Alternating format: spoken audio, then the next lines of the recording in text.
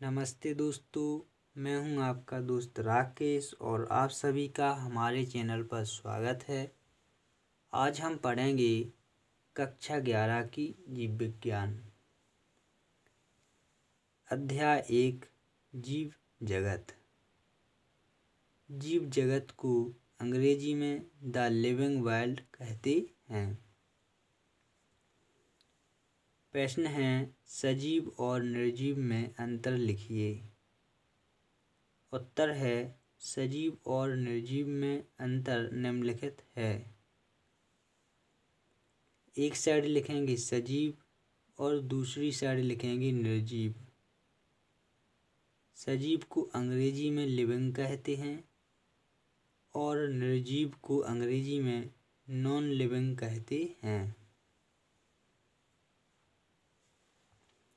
पहला अंतर है, सजीवों का शरीर कोशिका तथा जीव द्रव्य से बना होता है। सजीवों का शरीर कोशिका तथा जीव द्रव्य से बना होता है। निर्जीवों में कोशिका और जीव द्रव्य का अभाव होता है। निर्जीवों में कोशिका और जीव द्रव्य का अभाव होता है। दूसरा अंतर है, सजीवों में उपापचयी क्रियाएं होती हैं। सजीवों में उपापचयी क्रियाएं होती हैं। निर्जीवों में उपापचयी क्रियाएं नहीं होती हैं। निर्जीवों में उपापचयी क्रियाएं नहीं होती हैं।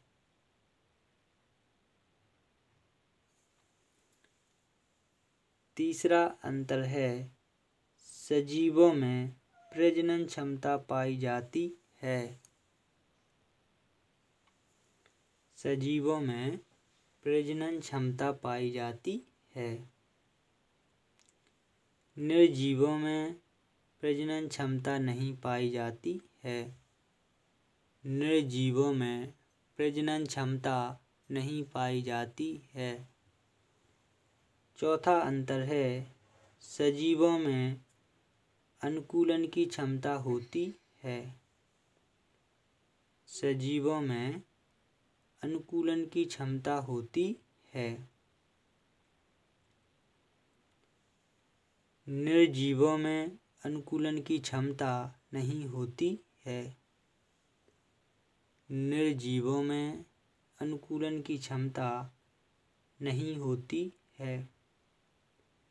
पांचवा अंतर है, सजीवों में उत्तेजनशीलता का गुण पाया जाता है। सजीवों में उत्तेजनशीलता का गुण पाया जाता है। निर्जीवों में उत्तेजनशीलता का गुण नहीं पाया जाता है। निर्जीवों में उत्तेजनशीलता का गुण नहीं पाया जाता है।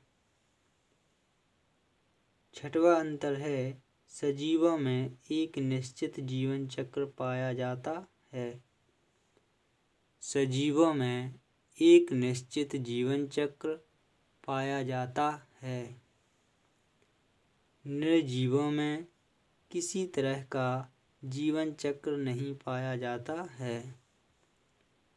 निर्जीवों में किसी तरह का जीवन चक्र नहीं पाया जाता है। प्रश्न है, वर्गीकरण क्या है, इसके उद्देश्य लिखिए। उत्तर है,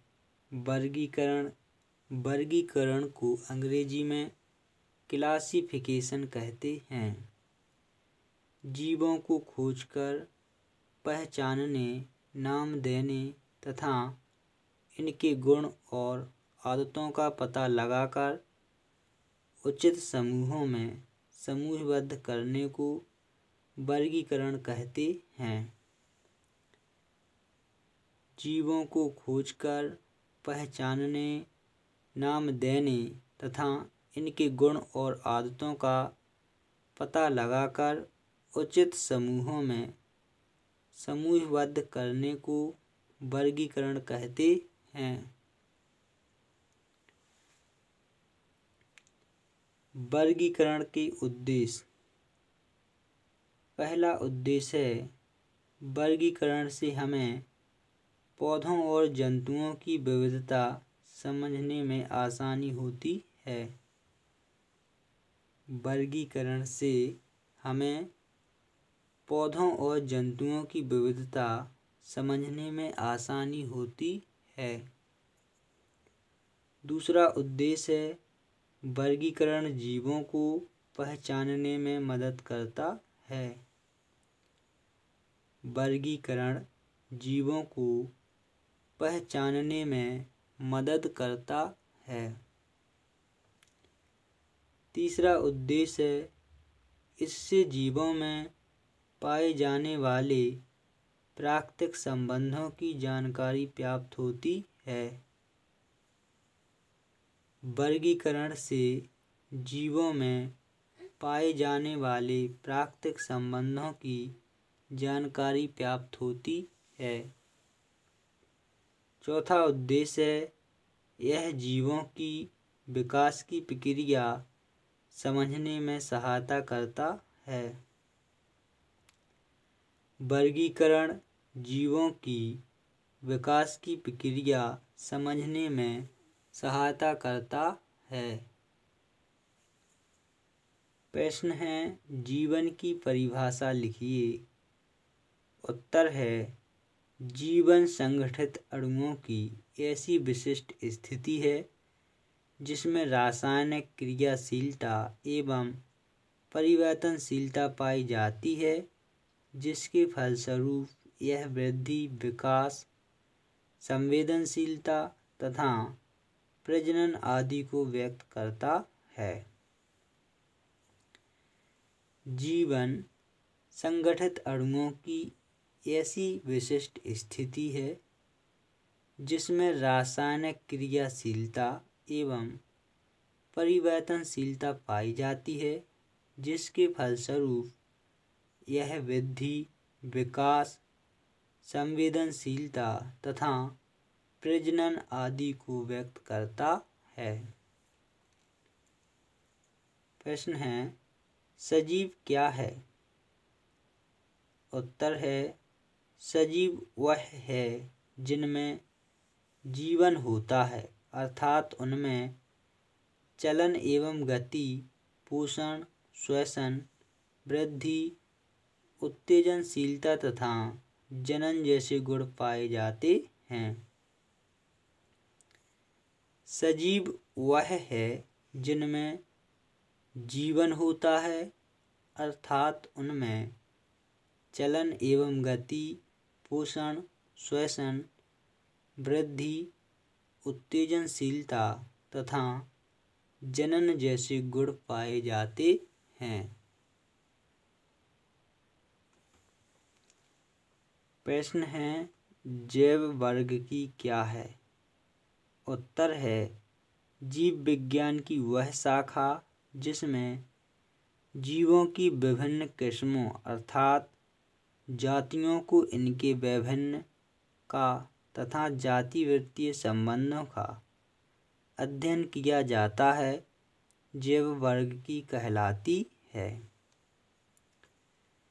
जीव विज्ञान की वह शाखा जिसमें जीवों की विभिन्न किस्मों अर्थात जातियों को इनके विभिन्न का तथा जातिवृत्तीय संबंधों का अध्ययन किया जाता है, जैव वर्ग की कहलाती है। प्रश्न है, वर्ग की संवर्ग क्या है?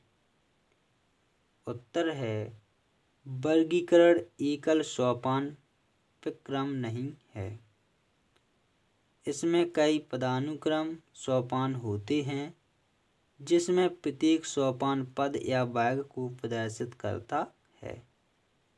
इसीलिए समवायक समस्त वर्ग की अवस्था है, जिसे वर्ग की समवायक कहते हैं।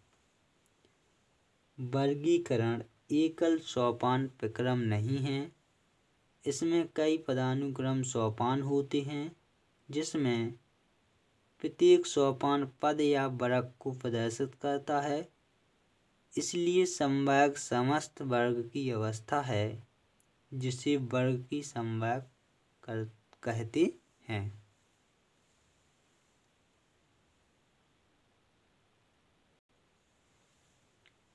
प्रश्न है, जाति किसे कहते हैं?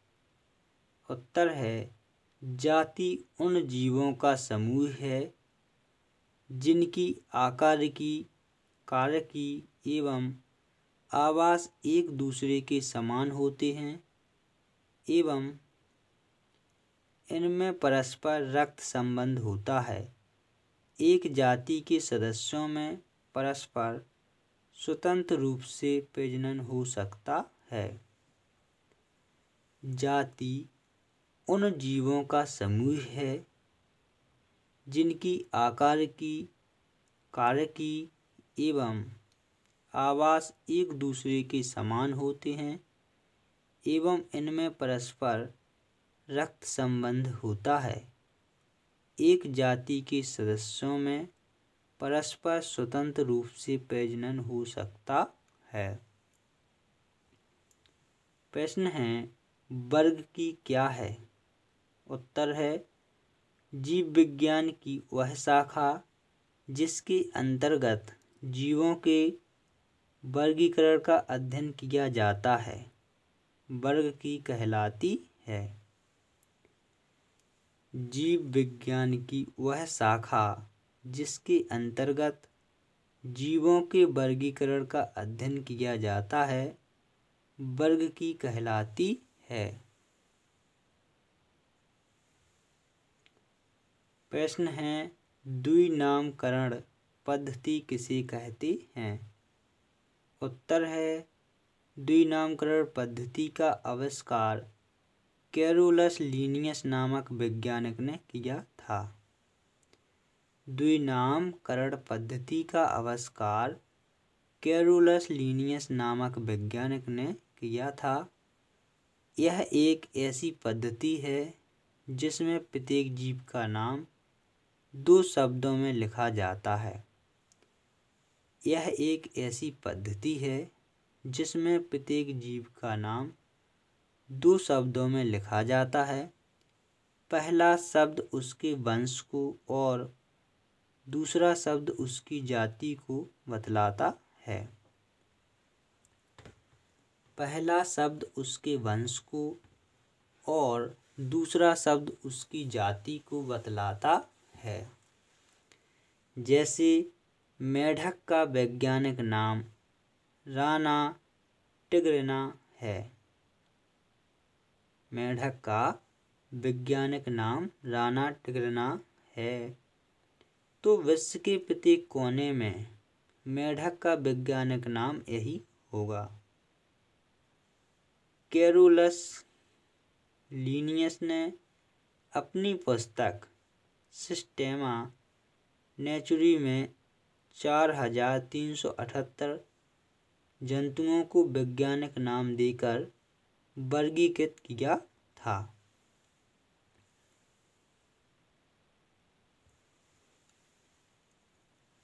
प्रश्न है, परिभाषित करो। पहला है उपचय, दूसरा है अपचय, तीसरा है खुला तंत्र और चौथा है बंद तंत्र। उत्तर है उपचय, जीव की रचनात्मक क्रियाएं जिनके परिणाम स्वरूप जीव के शरीर की वृद्धि एवं विकास होता है, उपचय कहलाती है।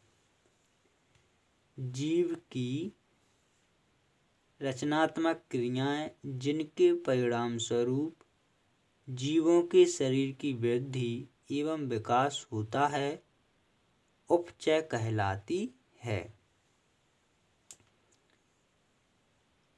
अपचय, जीव शरीर में होने वाली विनाशात्मक उपापचय क्रियाएं अपचय कहलाती है। जीव शरीर में होने वाली विनाशात्मक उपापचय क्रियाएं अपचय कहलाती हैं।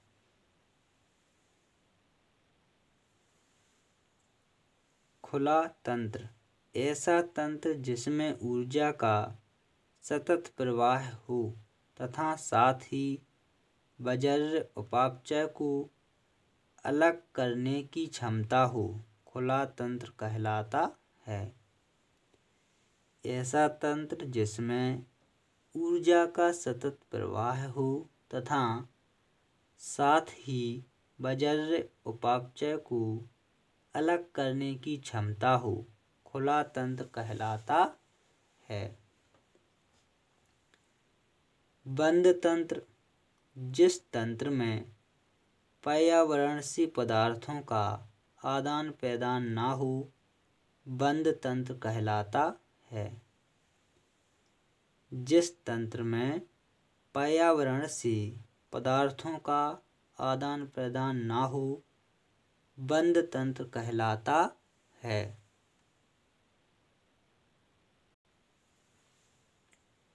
प्रश्न है, उपापचय, अनुकूलन तथा मृत्यु को परिभाषित कीजिए। उत्तर है, उपापचय जीवों के शरीर में चलने वाली संश्लेषण व विघटन की क्रियाएं उपापचय कहलाती है। जीवों के शरीर में चलने वाली संश्लेषण व विघटन की क्रियाएं उपापचय कहलाती है। अनुकूलन सजीवों द्वारा वातावरण के अनुरूप अपने आप को परिवर्तित करने की क्रिया को अनुकूलन कहते हैं। सजीवों द्वारा वातावरण के अनुरूप अपने आप को परिवर्तित करने की क्रिया को अनुकूलन कहते हैं। मृत्यु जीवों के अंदर समस्त जैविक क्रियाओं के बंद होने की घटना को मृत्यु कहते हैं। जीवों के अंदर समस्त जैविक क्रियाओं के बंद होने की घटना को मृत्यु कहते हैं।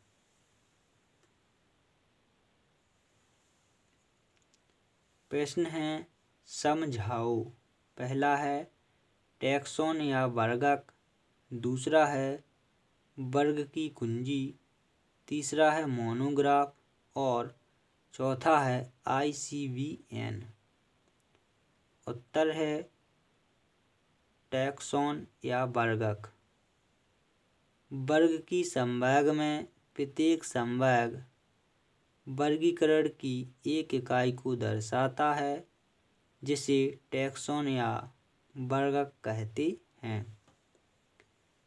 वर्ग की संवर्ग में प्रत्येक संवर्ग वर्गीकरण की एक इकाई को दर्शाता है, जिसे टैक्सोन या वर्गक कहते हैं। वर्ग की कुंजी। वर्ग की कुंजी एक कृत्रिम विश्लेषणात्मक युक्ति है जिसका उपयोग किसी अज्ञात पौधे या जंतु की पहचान में किया जाता है। वर्ग की कुंजी एक कृत्रिम विश्लेषणात्मक युक्ति है जिसका उपयोग किसी अज्ञात पौधे या जंतु की पहचान में किया जाता है।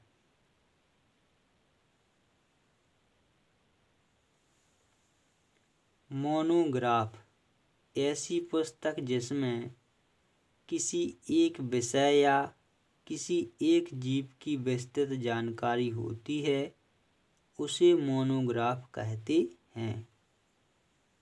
ऐसी पुस्तक जिसमें किसी एक विषय या किसी एक जीव की विस्तृत जानकारी होती है उसे मोनोग्राफ कहते हैं।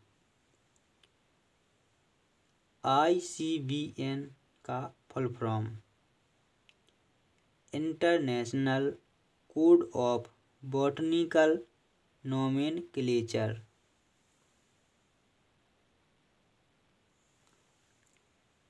प्रश्न है, जंतु उद्यान अर्थात अजायब घर से आप क्या समझते हैं? इसके उद्देश्य लिखिए। उत्तर है जंतु उद्यान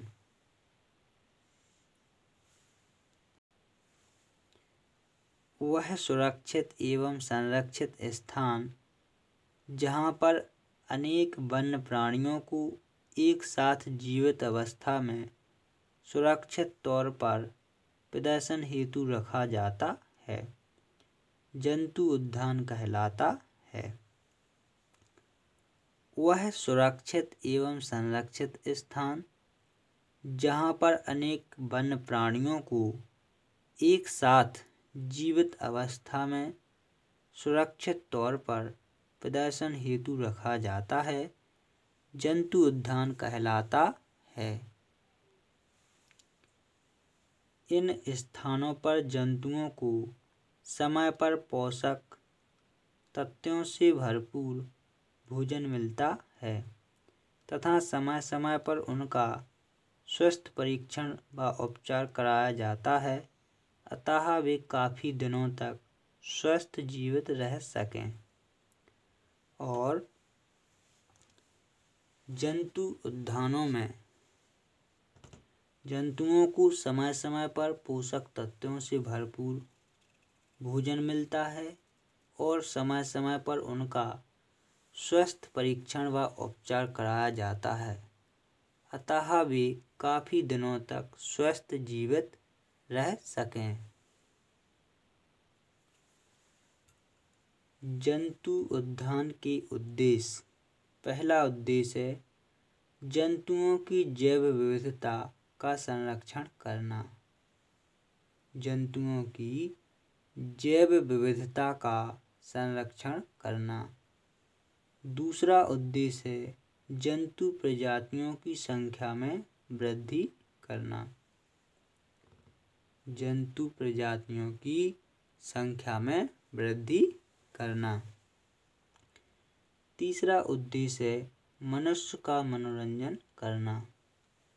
जंतु उद्यान का तीसरा उद्देश्य है मनुष्य का मनोरंजन करना। चौथा उद्देश्य है मनुष्य में वन्य प्राणियों के प्रति जागरूकता लाना।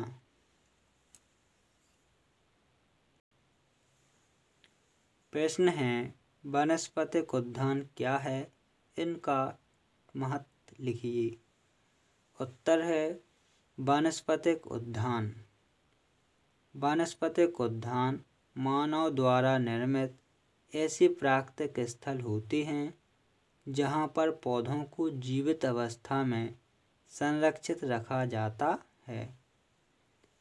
वानस्पतिक उद्यान मानव द्वारा निर्मित ऐसे प्राकृतिक स्थल होते हैं जहाँ पर पौधों को जीवित अवस्था में संरक्षित रखा जाता है। वानस्पतिक उद्यान का महत्व। वानस्पतिक उद्यान में पाए जाने वाले पौधे छात्रों एवं शोधकर्ताओं को तैयारी में मदद करते हैं। वानस्पतिक उद्यान में पाए जाने वाले पौधे छात्रों एवं शोधकर्ताओं को तैयारी में मदद करते हैं। वानस्पतिक उद्यान में स्थित पेड़ पौधे पर्यावरण को स्वच्छ एवं शुद्ध बनाते हैं। वानस्पतिक उद्यान में स्थित पेड़ पौधे पर्यावरण को स्वच्छ एवं शुद्ध बनाते हैं। ये स्थान दुर्लभ पादप प्रजातियों के संरक्षण में महत्वपूर्ण भूमिका निभाते हैं। वानस्पतिक उद्यान दुर्लभ पादप प्रजातियों के संरक्षण में महत्वपूर्ण भूमिका निभाते हैं। यहाँ पर विभिन्न पादपों के बीजों को उत्पन्न किया जाता है। इन बीजों को अन्य उद्यानों में भेजा जाता है। वानस्पतिक उद्यानों में विभिन्न पादपों के बीजों को उत्पन्न किया जाता है और इन बीजों को अन्य उद्यानों में भेजा जाता है। प्रश्न है, जैविक संग्रहालय पर टिप्पणी लिखिए। जैविक संग्रहालय को अंग्रेजी में बायोलॉजिकल म्यूजियम कहते हैं। उत्तर है जैविक संग्रहालय।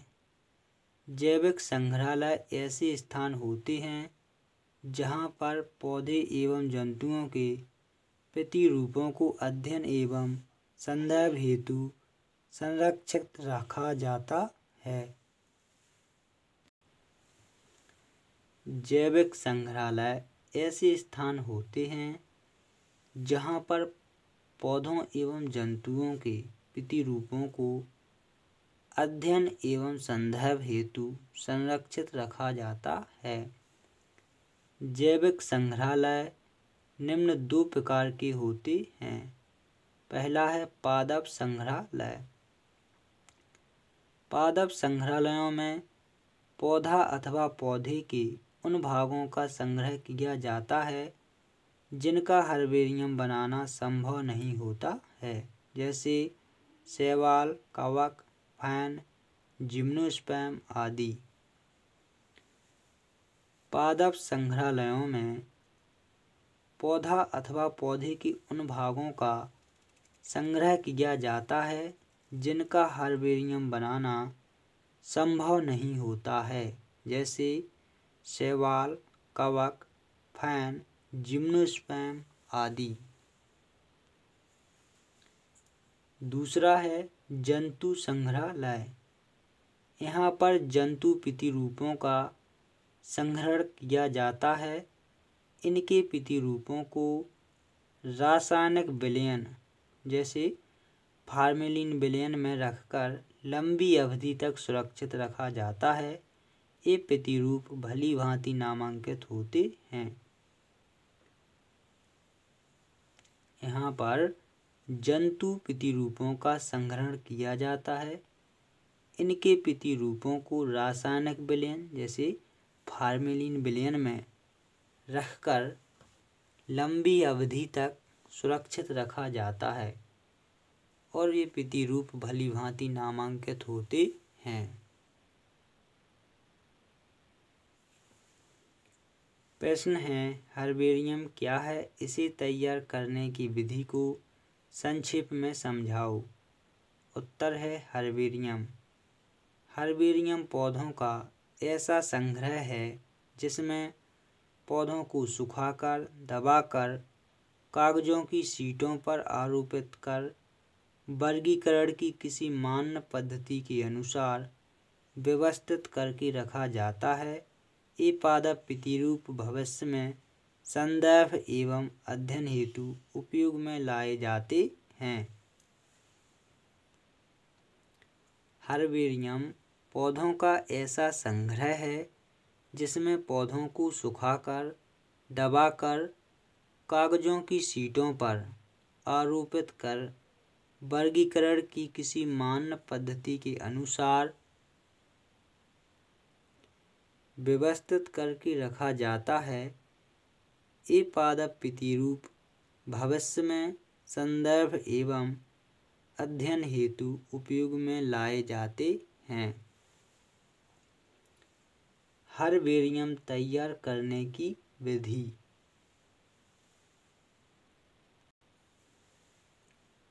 पहला चरण है पादप प्रतिरूपों का संग्रह। यह प्रथम चरण है जिसमें विभिन्न स्थानों पर उपकरणों सहित भ्रमण करके पौधों का संग्रह किया जाता है। यह प्रथम चरण है जिसमें विभिन्न स्थानों पर उपकरणों सहित भ्रमण करके पौधों का संग्रह किया जाता है। दूसरा चरण है पादप प्रतिरूपों को दबाना। इस चरण में पादप प्रतिरूप को सूखता कागज या न्यूज़पेपर्स के बीच में रखकर दबाया जाता है। इस चरण में पादप प्रतिरूप को सूखता कागज या न्यूज़पेपर्स के बीच में रखकर दबाया जाता है। तीसरा चरण है पादप प्रतिरूपों को सुखाना। इस चरण में अच्छी तरह प्रेस किए गए प्रतिरूपों को प्रायः धूप में रखकर सुखा लिया जाता है। इस चरण में अच्छी तरह प्रेस किए गए प्रतिरूपों को प्रायः धूप में रखकर सुखा लिया जाता है। चौथा चरण है प्रतिरूपों का हर्बेरियम शीटों पर आरोपण। सूखे पादप प्रतिरूपों को 29x41 सेंटीमीटर आकार वाली हर्बेरियम शीटों के ऊपर गोंद या फेविकोल जैसी पदार्थ से चिपकाया जाता है। फिर उन पर 0.1% मर्क्यूरिक क्लोराइड विलयन का छिड़काव किया जाता है ताकि वे कीटों और फफूंदों से सुरक्षित रहें। सूखे पादप प्रतिरूपों को 29x41 सेंटीमीटर आकार वाली हर्बेरियम शीटों के ऊपर गोंद या फेविकोल जैसी पदार्थ से चिपकाया जाता है। फिर उन पर 0.1% मर्क्यूरिक क्लोराइड विलयन का छिड़काव किया जाता है ताकि वे कीटों और फफूंदों से सुरक्षित रहें। पांचवा चरण है प्रतिरूपों का नामांकन। इस चरण में हर्बेरियम शीट के नीचे दाहिने कोने पर पौधे का स्थानीय नाम, वानस्पतिक नाम, वंश, कुल, संग्रहण तिथि, संग्रहण स्थल, संग्रहकर्ता का नाम आदि जानकारी चस्पा की जाती है। इस चरण में हर्बेरियम शीट के नीचे दाहिने कोने पर पौधे का स्थानीय नाम, वानस्पतिक नाम, वंश, कुल, संग्रहण तिथि, संग्रहण स्थल, संग्रहकर्ता का नाम आदि जानकारी चस्पा की जाती है। छठवां चरण है हर्बेरियम शीटों का संग्रह। अंत में हर्बेरियम शीटों को स्टील या लकड़ी की अलमारियों में किसी वर्गीकरण पद्धति के अनुसार रखा जाता है। अंत में हर्बेरियम शीटों को स्टील या लकड़ी की अलमारियों में किसी वर्गीकरण पद्धति के अनुसार रखा जाता है। तो हे गाइज, यदि आप लोगों को हमारा वीडियो पसंद आया हो तो हमारे चैनल को लाइक करें, कमेंट करें, शेयर करें और सब्सक्राइब करें। धन्यवाद।